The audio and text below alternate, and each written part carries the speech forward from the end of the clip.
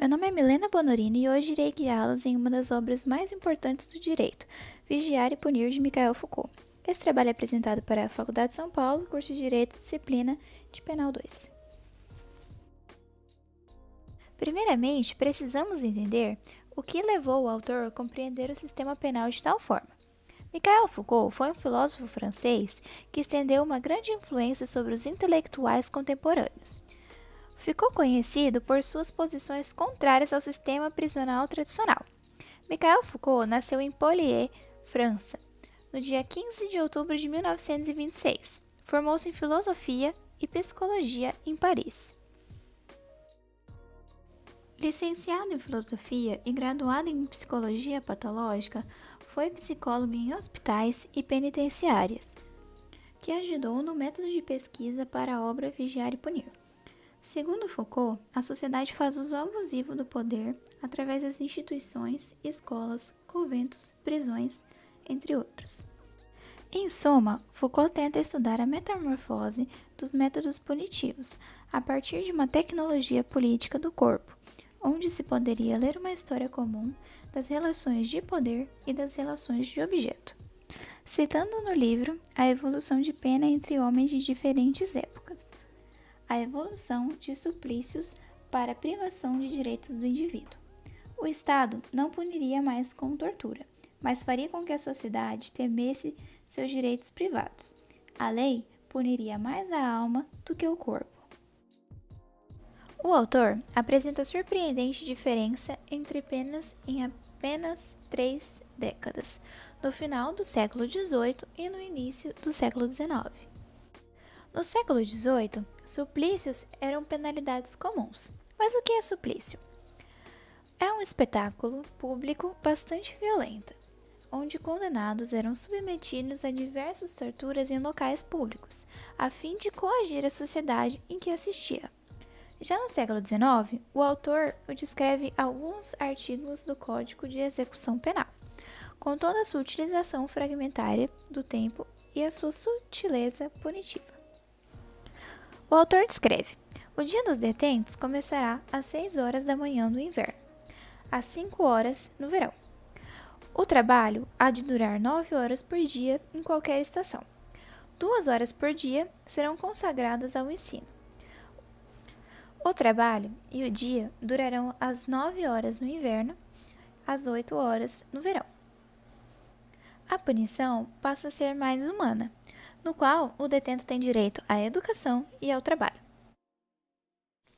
Para alguns relatos da época e também atuais, o desaparecimento do suplício tem a ver com a evolução dos direitos do indivíduo, em prol de uma humanização das penas.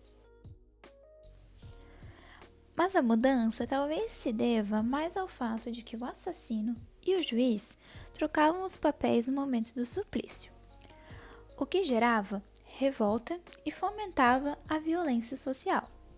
Era como se a execução pública fosse uma fornalha que acende a violência.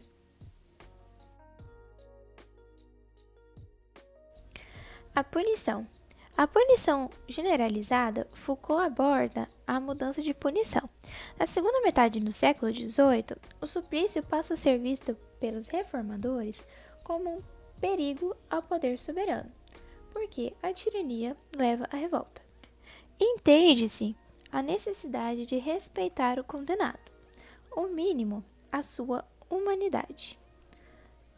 Antes de tal mudança de concepção, ocorre uma transformação na qualidade dos crimes, que passam a ver o sangue, agressões e homicídios, a fraude contra a propriedade, roubos, invasões.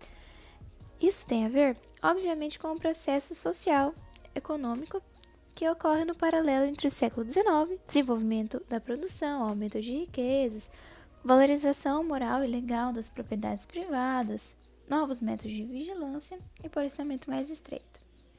Então, não é meramente uma questão de respeito à humanidade que fez mudar os dispositivos de punição, mas de adequação das penas aos delitos. A punição seria equivalente ao delito cometido. O objetivo da reforma não é fundar um novo direito de punir mais equitativo, porém, estabeleceram uma nova distribuição para que esse não fosse descontínuo ou excessivo, e também flexível em alguns pontos. A reforma não vem somente de fora, parte também de dentro do sistema judiciário. É certo que ela vem de filósofos, mas também de magistrados. A reforma do sistema punitivo caminha em direção à noção que a punição deve participar de uma mecânica perfeita e para que o criminoso não vire um herói, como autora, só se propagarão sinais, obstáculos que impedem o desejo do crime pelo receio calculado do castigo. Não mais glória que é a consequência natural da prática criminosa. Trata-se de dispositivos voltados para o futuro. De agora em diante, se pune para transformar o culpado, não para pagar o crime. Por isso que as penas não podem durar para sempre. Elas precisam terminar, mostrar sua eficácia, tornando o criminoso virtuoso. Além disso, a pena não serve apenas para o criminoso, porém para todos os outros. É importante que seu discurso, de eficácia, possa circular socialmente, para provar tal eficácia para a sociedade, se legitimando. E para que o criminoso não vire um herói, como outrora, só se propagarão os sinais, obstáculos, que impedem o desejo do crime pelo receio calculado ou por castigo. Não mais a glória ou esperteza do contraventor. Trata-se de dispositivos voltados para o futuro. De agora em diante, se pune para transformar o culpado, não para pagar o crime.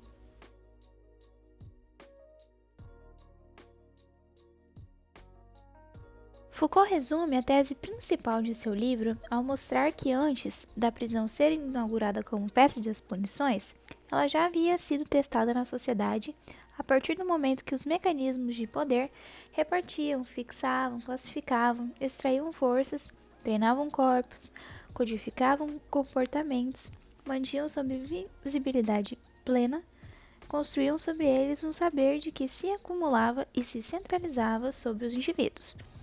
Por isso, a prisão surge como algo inevitável. Por mais que existissem outros projetos de punição de reformadores, por mais que ela recebesse críticas sobre a sua ineficácia e seu perigo, essa instituição penal surge para coação de uma educação total, para possuir uma disciplina onipresente a fim de transformar o indivíduo pervertido. Suas técnicas de poder passam principalmente pelo isolamento, logo, a solidão, a tentativa de autorregulação para a reflexão e o trabalho, sendo que este último gerou controvérsias entre os operários da época. Contudo, é preciso ressaltar que mesmo não visava lucro, e sim um efeito sobre os corpos e as almas do preso. Disciplina é um dos carros-chefe de Foucault. O autor exibe a evolução entre os séculos XIX e XVIII. Tal microfísica serve à produção de individualidades, ou melhor, de indivíduos que possam cumprir funções úteis. Por exemplo, antes desse período, os soldados eram aqueles que possuíam de antemão um corpo adequadamente predisposto para exercer seu ofício, isto é, conforme uma certa exigência física. Agora, não necessariamente. É que a partir de então, o corpo torna-se local de investimento de várias técnicas e mecanismos que pretendem docilizá-lo, tornando assim as pessoas tão mais úteis quanto mais obedientes e vice-versa.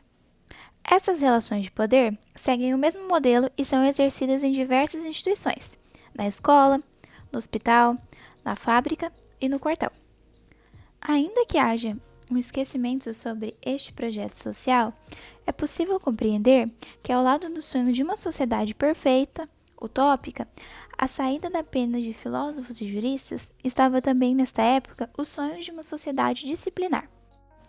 É necessário compreender que a obra de Michel Foucault foi de suma importância para a evolução de diversos campos, na psicologia, na pedagogia, ciências humanas, no direito, entre outras áreas.